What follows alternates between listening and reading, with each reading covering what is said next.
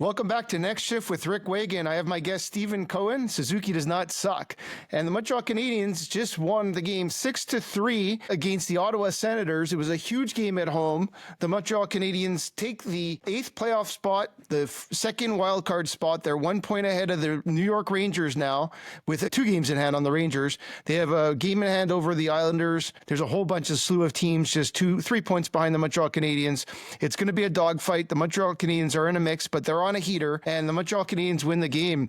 It was a very exciting game. The Montreal Canadiens took a 1-0 lead on a beautiful goal by Christian Dvorak on a breakaway, where the goalie lost his goal stick after an incredible shot by Patrick Laine. And then the Canadiens then proceeded to give up the 1-0 lead in the first period and gave up a goal to Drake Batherson on a kind of a 3-on-2 where the defender kind of covered the outside man and he fired a puck past Montembeault. Montembeault had no chance and the score was 1-1. In the second period, it was a back and forth game early on and the Montreal Canadiens were on a power play and unfortunately Slafkovsky drew a penalty and it turned it into a 4-on-4, and shortly after that, Michael Amadio scored a goal after Travis Hamrnick took a shot. It bounced a few times, kind of unfortunately rolled over the shoulder of Montembeault, got behind the net, and Amadio fired it home. It wasn't the best of goals, but I don't fault the goaltender on that one as much as the one we're going to talk about next. But going into the third period, it was important. The Canadiens were down 2-1, and then Wayne Hudson went on a tear after a clean face-off win by Evans, and he just took it to the outside and fired it over Ullmark's shoulder. A beautiful goal to make it 2-2, and the Canadiens were back in the game. Unfortunately, shortly after that, Travis Hamrnick took a shot from the point that was pretty much a brutal goal under the right pad of Montembeault. Can't give that kind of goal up in a key game, absolutely. But I think the calling card of the game was right after that, it's a team, and the team took it to Ottawa, and they didn't want to lose it for Montembeault. They wanted him to win it. And so Josh Anderson, our boy Josh Anderson, came up with a big rebound goal after an Alexander Carrier shot, and he fired it home to make the score 3-3. And then on a power play, Nick Suzuki, who's been playing on both power plays for the last few games, played, in the first part of the power play, there wasn't a lot of opportunities, but when the second power play group came out, Nick Suzuki fired a pass to Heineman. Heineman took a one-time shot. Puck was loose in front of the net, kinda. Gallagher made sure it was loose, and he made a beautiful little feed over to Suzuki. Suzuki scores, and the Canadiens take the lead. The rest of the game, the Canadiens held their own, and they ended up scoring 2 empty net goals, another one by Josh Anderson, and a final one by Brendan Gallagher to take the game 6-3. It was a brilliant win for the Montreal Canadiens. They are now in a playoff spot, and it's exciting. Can't say enough about this team. They're on a heater. Stephen Cohen, what do you have to say? What do you think? Look at the guy behind me, There you star go. of the game, Josh Anderson. No, let me just say that every game's going to be a dogfight. Just because we won this game, the Canadiens are finding ways to win, and this is really what it's all about. Is a young team that has not been there before, like, at least in the last 3 years or 2 years. And they're being put in a position where it's playoff type hockey. They're down 1 goal coming into the third period, and they tied it up. They went down. It was like a back and forth game, but they prevailed. They put the pressure on. They tied the game, and then they found a way to win this game. And I'm interested to see how they play in the next couple of games, because each game is going to be a different story. It's going to be a drama, so to speak. I am very pleased with the play of Hudson. Hudson scored a truly amazing goal, showing why he's a candidate for Rookie of the Year. Actually, the leading candidate for Rookie of the Year. A goal like that in the circumstance that we were in. He won the face-off. He did his college dipsy doodle and then put the puck right into the net. A great shot. I think many more to come. And then I love how the Canadiens kind of tied this game up after they gave up a really bad goal. Really, going, like, when you cruise towards the net and you crowd the crease, good things happen. So what happened is Carrier threw the puck into the net. There was a rebound. Josh Anderson got the rebound and pumped it into the net. I love, this is just playoff hockey. I'm very pleased. Yeah. So I'm looking forward to the next game against the Islanders. Great comments. I guess one of the better parts of the night is the Washington Capitals beat the Red Wings 4-1. The New York Rangers lost to the Calgary Flames 2-1. Right. And the only, I guess, downside, if you want to call it that, is the Islanders beat the Penguins. The Penguins are pretty much out of it at this point. So the Islanders are probably the team most likely to compete with the Canadiens right now. The Islanders and maybe That's Columbus. today. Yeah, I know it's moving around. Where I'm going with that is on Thursday, the Montreal Canadiens are playing the Islanders, and that's another 4-point night. So we've had the Florida Panthers being the most important game of the season. Now we've had the Ottawa Senators, the most important game of the season. Right. And let's face it, the next game is the most important game of the season. If the Montreal Canadiens can take the game Thursday, they're going to have a stranglehold on the playoffs. And like we could be looking at maybe the second wild card, the first wild card spot as an opportunity at that point. So very exciting. I agree with most everything you said. You know, I guess the point of tonight's game is there was secondary scoring on the line of Gallagher, Anderson, and Dvorak. That line took it. The first line probably didn't have their best game of the season by any means, but it's okay when you have a team, like you're saying, playing playoff hockey, playing hard-nosed hockey. Josh Anderson, your boy, had 5 hits in the first period. He played a solid hockey game, took it to the team. It was a hard-nosed game, all around excellent game. Yeah, I'm going to give you a couple of comments that I was watching some of the secondary play, even though they didn't result in goals. Patrick Laine with a great feed to Newhook deep in the third when I think the score was tied 3-3.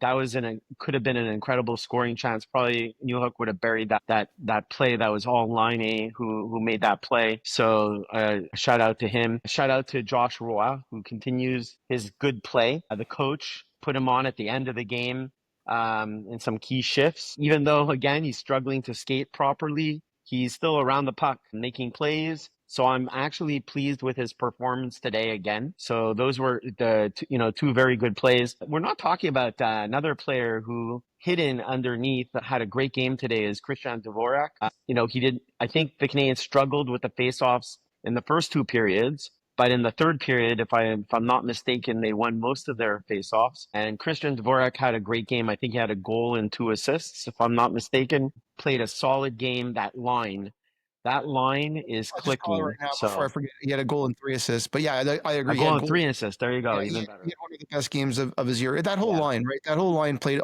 outstanding. And I agree. The second line was solid. Joshua Roy played a good game. He had a lot of good scoring chances, took some nice shots, made some nice plays. Laine was flying again, back-to-back games where he's actually playing solid two-way hockey, which is important, and did a lot of great things. And I thought Newhook played a great game. He had a beautiful end-to-end rush. Could have finished that one, would have been a highlight reel goal. And like you said, a nice play by Laine, and he couldn't finish. Sometimes, that's one of the frustrating things is some of these guys, they just don't finish as well as they could. Fortunately, it is what it is. But for the Canadiens won 6-3. If you go kind of through the lineup, I thought Struble played a great game again, and most of the defense played really solid. I thought Xhekaj started really well. I think he had a couple of mistakes. Obviously, that hit in the center ice where he hit a guy in the head. He may get a phone call from the league. We're lucky that wasn't called listen, Martin St. Louis, right, benched him earlier in the season because of stupid penalties. And that was not, why are you hitting the guy in the head with your shoulder? He could have laid off. He didn't have to do that. And that was just a dumb play. And you know what? He should have been called. We're very lucky that we dodged a bullet there. And if we play another game against the Islanders, the refs are going to call that 9 out of 10 times. So we really, he needs to play smarter hockey, especially deep in the third period when we're tied 3-3 or we're trying to protect the lead or we're down by a goal. Giving up or taking a stupid penalty like that is not going to get us into the playoffs. Yeah, listen, he's definitely been known to take a few bad penalties, and that could have been called. Definitely, I'm sure Martin St. Louis will talk to him, and hopefully we won't see that again, and he'll play a smarter brand of hockey. I still think overall, outside of 1 or 2 plays, he played one of his better games, and pretty much the entire team did. This is an Ottawa Senators team that was on a heater, much like the Montreal Canadiens, and it was a good back and forth game. And the Ottawa Senators are a solid team. It's fun to watch Ottawa and Montreal play hockey at that level, considering how far behind they were a couple of years ago. It's exciting to see two teams that are rivals compete at a level that's going to, it's a level that's a step up from some of the teams that are above them right now. And so, those are probably the two most dangerous teams in the East right now. And it'll be interesting to see who plays who in the playoffs and where these teams go, because they're very young. And I thought in the beginning of the game, there was a little bit of nervousness. I saw Slavkovsky miss a few passes, but I also saw Ottawa be nervous, right? They're a young team too. And they had some nervous issues going on as well. But obviously the name of the game is winning, and the Montreal Canadiens keep rolling, and they're now in a playoff spot. It's exciting. They have an identity, right? They have those three lines. And if those three lines are playing together, and now we have a fourth line, if you want to call it, with Laine, Waugh, and Newhook that are stepping up, and they're not finding a lot of time in the defensive zone. And I think if that line stays out of the defensive zone and plays good hockey, this team is dangerous. They're doing what they have to do to win games. Check my stats, Rick, but I think the Canadiens are 8-1-2 in their last 11 games since the Four Nations Cup. Is that correct? 8-1-2? Yeah, they're the number one. So only one loss, two overtime losses, and let's agree, right? They blew both those games that were overtime losses. Should have actually been wins if they had protected their lead properly against Edmonton. And what was the other game that they blew against Seattle, right? So a 2-goal lead in one and a 1-goal lead, or maybe even a 2-goal lead in the other one. I think it was a 1-goal and a 2-goal lead. But they're playing good hockey. I mean, probably the hottest team in the NHL. And then we have reinforcements coming in Caden Goulet, who I heard is skating, and it's going to be, let's talk a little bit about this, because, he's been skating for several weeks now, or at least a couple of weeks. So he's getting his conditioning back, and, he's a top 4 defenseman on this team. I know the chemistry is there, but he was there, if I'm not mistaken, was he there before he got hurt during the Four Nations Cup, right? Right afterwards, right? One or two. Right, yeah, right after. Right. So it's going to be interesting when he comes back, who sits. I know who I would choose to sit, at least to start, because you cannot break up Blaine Hudson and Struble. That defensive pairing is gelling, and it would be foolish to do that. So to me, the obvious choice is I just replace Kanan with Jack-Eye, and it's going to come. I think within the next couple of games, you're going to start hearing some noise of Goulet getting ready to join the squads. I don't know what your thoughts are. No, listen, first of all, the word on the street is he's not that close. I think he's close, but not that close. He'll definitely be back this season. I don't think it's a couple of games away, but we'll see. Obviously, he's one of our top defensemen on the team, and he's going to play. I think the issue really is, obviously, you just said it. They're 8-1-2 with their 2 losses in overtime being in the last minute, and their one loss was a 1-0 shutout where they pretty much outplayed Calgary, and their goalie just stood on his head. Right. And so really the Canadiens are playing some outstanding hockey. It's going to be hard to kind of break up the momentum. And I think they're going to take him in slowly. I don't think they're going to rush him in, and it'll all depend on how the Canadiens are playing, right? If the Canadiens continue to win games, it's going to be hard to replace him. However, when he does come in, I think in the regular season, absolutely, you bring him in and replace him with Jack-Eye. I think you start the playoffs if things are gelling like that with him instead of Jack-Eye. But like I said before, you need that nuclear deterrent. You need that guy that's going to fight. And if you end up playing against the Washington Capitals, they have some fighters on that team. And in the playoffs, you need that. And so it'll be interesting to see. And obviously, I would probably start with Goulet. But at the same time, if the team loses a game or two and starts falling behind and it's a chippy game, a chippy series, then you want to have a guy like Jack-Eye in the lineup. So we'll see how it all plays out. I don't think it's a good problem to have. And I think it'll only help the team. I agree that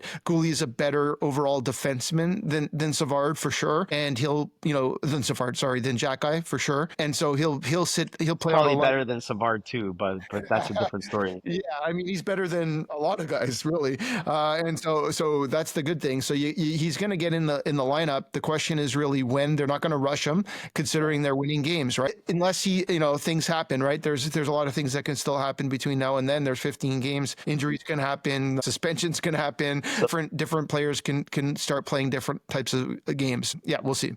I want to make 2 points. One, I think the magic number now is 10. Canadians need to go 10-5, and they're in the playoffs. I don't care what the other teams do. They'll control their own destiny if they win 10 games from here and the rest of the season. I don't care against which teams. 10 games, they're in the playoffs. That's my first point. The second point is, listen, I'm not going to knock Monty. He won the game today, and he's been playing phenomenal hockey, phenomenal goaltending since the Four Nations Cup. Today was, I'm going to be honest, it got me a little bit, I was a little shaky watching him forget about the first 2 goals. The first goal, I think, was, in my opinion, that was Savard and whoever was on with him. They backed up and let Batherson, whatever that guy's name is, come in and take a point blank shot. That wasn't Monty's fault. The second goal was clumsy. He lets in a couple of goals like that, but given the circumstances in the game,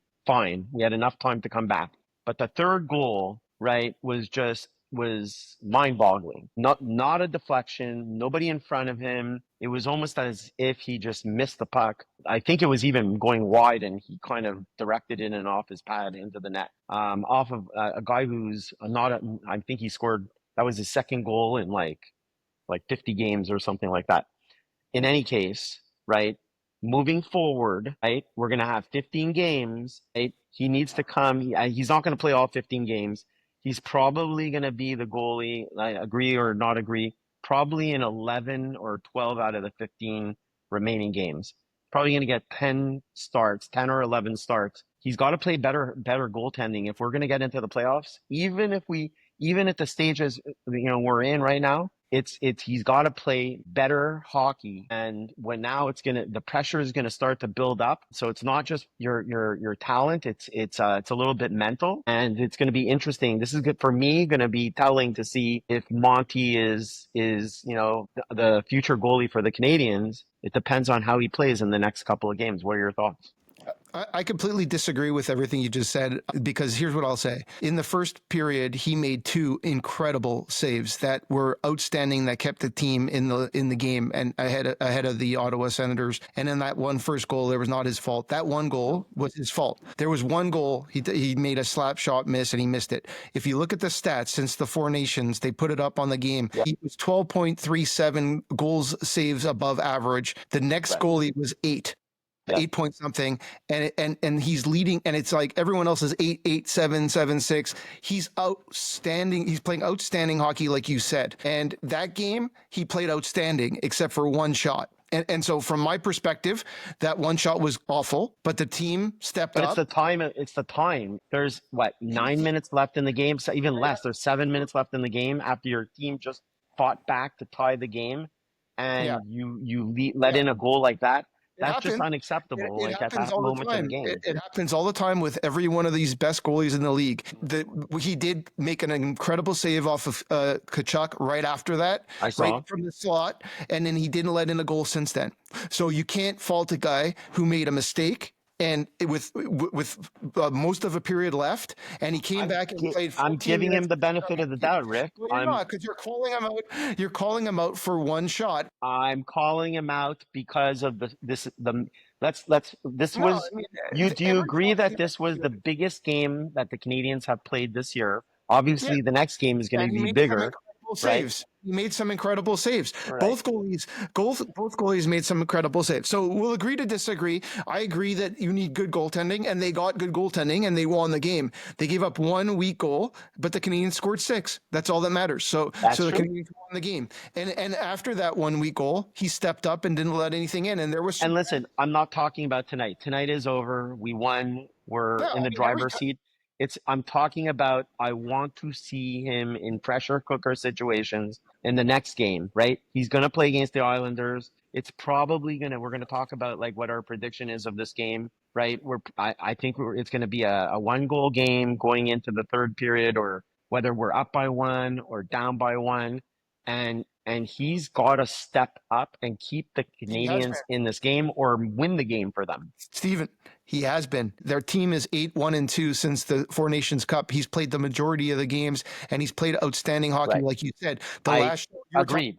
and he played outstanding today, minus one shot and maybe a 1.5. No, At two the end of the shots, day, minus 2 plays. The second uh, goal was, yeah, yeah, I he could have disagree. handled that better. Ottawa had 25 shots on net. There was a lot of good opportunities. Let's agree to disagree on this game. I mean, in general, I'm not upset about this game. well, you seem I'm to just be. saying let's just carefully watch how he plays over the next couple of games, You can't do right? anything about it. So He's your number one goalie, and he's the guy that's going to be playing I the majority of the games. agreed. So that being said, I will say one other thing. I agree with you that if the Montreal Canadiens win 10 of their last 15 games, they're in the playoffs.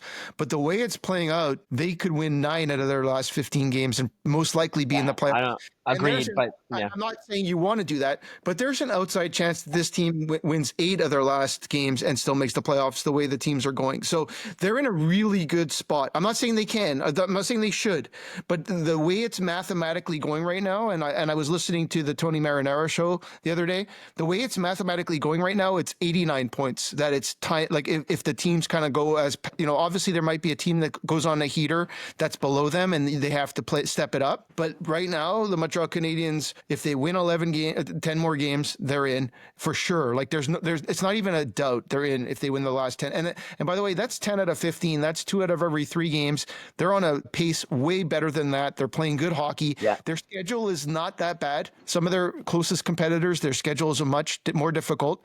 Let's talk about that schedule for a minute. So the Canadiens are playing in New York against the Islanders Thursday night. We'll talk about that game. After that, they come back home and they play the Colorado Avalanche, who's obviously one of the top teams, and they're playing really solid hockey as well. They'll be on a road trip, so that's the only benefit. And then they go on a pretty tough road schedule where they play 4 games in 5.5 days. And so that's going to be a tough calendar, even though they play teams like St. Louis, who are fighting for a playoff spot. They play the Philadelphia Flyers, who are pretty much falling out of it. They play the Carolina Hurricane, who have actually been playing some solid hockey. And then they go to Florida, who they get to play again, who they've much had their number the last couple of times they played them. That's the rest of the month of March.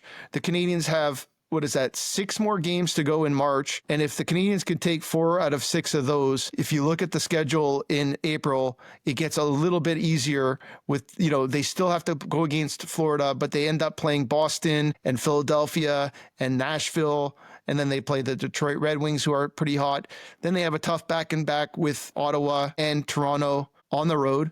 So they go to Ottawa and Toronto. But do you see how, sorry to interrupt you, but do you see, I think you and I discussed this a little bit before. We both, I'm not me, but you thought Ottawa is like pretty much a shoo-in for the playoffs. And you got to see who they're playing. And the Canadiens were playing that. I noticed on the schedule that they're playing them twice. So suddenly, if Ottawa loses both games against the Canadiens, so they lost the first game. So now they were before the game started, they were how many points? They were 6 points behind Ottawa.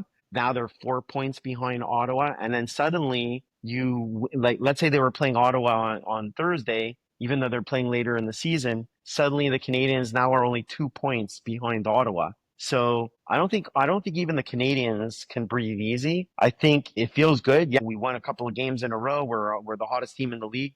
But we've seen it, right, with the Canadiens. They can go from the best team and then look horrible. So they've got to just continue to play good hockey, be mentally tough, stay healthy, and not take stupid penalties. And yeah, I agree with you. I think we can make, we can get to the promised land of the playoffs. Yeah, So, but I I'm mean, still not counting my my Of course winnings not. right now. So No, absolutely not. The Montreal Canadiens are currently in the second wildcard spot with 73 points. There are 5 teams within 4 points of them. So you lose 2 games and those teams win 2 games and they're right back tied with them. So at the end of the day, the Montreal Canadiens play the Ottawa Senators one more time. They're trying to catch them for the first wildcard spot. I think that should be their mentality. Ottawa plays the Columbus Blue Jackets 3 more times this year. That is huge because if one of those teams, either one of those teams, wins all 3 of those games, it can completely flip this thing, or yeah, it can send Ottawa in a dogfight with the Toronto Maple Leafs and the Lightning potentially. So it's really quite interesting how this will all pan out. The way I look at it personally is I think the Montreal Canadiens are most likely going to finish in the second wildcard spot if they continue to play well. And their biggest competitors are the Rangers, the Islanders, and I think you could say the Blue Jackets, just because and Ottawa. Ottawa is in the first wildcard spot right now. And if Montreal They're catches, no, essentially no, I just know. 2 points behind But, if they win but that you're game. missing my point. Yeah, you're not hearing me. So what I'm saying is, if Montreal catches Ottawa, then it's not the second wild card spot we're talking about anymore. It's the first wild card spot. So what I'm trying to say is, obviously, there's 2 spots. Yes, there's 2 spots they're fighting for. We've been talking about that for some time. I think if the Montreal Canadiens can beat the Ottawa Senators later in the season, and if they continue to win hockey games, I guess what I'm saying is, if they win 10 of their last 15 games, they're probably going to finish in the second wildcard spot. If they win 12 of their last 15 games, then they'll catch the Ottawa Senators and they'll be in the I first think if wildcard. they win 11, they catch Ottawa. I think If 11 they catches Ottawa. I think see 12. I think 12. What do they either get? way, How many points do they get if they have 12? That's 24 part of plus. me, part of me agrees with you. So do you really, I mean, not that you're going to not try to win the games, but I don't know if it matters if you're the first wildcard spot or the second wildcard spot. I think it matters. Well, So the I don't second, want to play. I don't want to play. I mean, so they play the first wild card plays Washington for sure, right? Because Washington is, the and then second, the second one is the second division winner, which is either going to be Florida or Toronto, probably Florida, right? yeah. So you'd rather So play them? I'd rather play Florida without Ekblad, who's is 20 Ekblad's games, right? That goes into the playoffs, does it not? The Florida Panthers just won the Stanley Cup. They're I don't a care. I don't team. care. The All Florida right. Panthers don't have, in my opinion, right, that defenseman that they let go of that went to Seattle is Tour. was a huge loss. They lost Ekblad. They have Seth Jones, who is not the same player as Ekblad, and we don't know It might be Tampa. if It might. Kachuk is going to be back. Do you want to So play? I personally would want to play Washington, and here's why. Here's my okay, take on it. Okay, so let me kind of finish. So first round is Washington. I love this conversation that we're talking about who we want to play in the playoffs. This is awesome. But like, if you play Washington in the playoffs, one, you have a team that has not won a Stanley Cup in years. They have some solid veterans. Don't get me wrong, but they have not won a cup in years. And then you fall into the Metropolitan playoffs. So then your next competitor is most likely the Carolina Hurricanes or the New Jersey Devils. If you end up falling in the first wildcard spot, you have to play Florida, Tampa, or the Toronto Maple Leafs in the first round. And in the second round, you have to play the Toronto Maple Leafs or one of those teams again. So I feel like it's a harder path to the finals with the Atlantic Division. all right.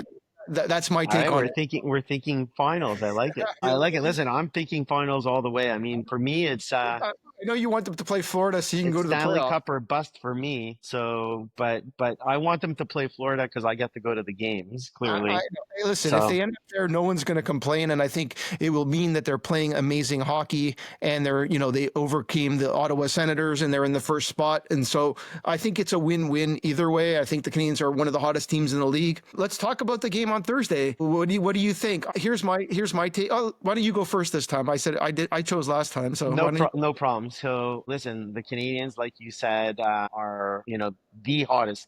Let's be real, right? They are the hottest team in the NHL right now. They're healthy. They're also going to be rested. I don't know if the Islanders are going off of a back-to-back or not. They're probably not. But the Islanders, listen, I think the Canadiens are going to win this game. I think it's going to be a one-goal game. I do have my faith in Monty. I think he's going to play better. I think the Canadiens are going to play better. Caulfield was quiet today. I think Caulfield is going to score a goal or two.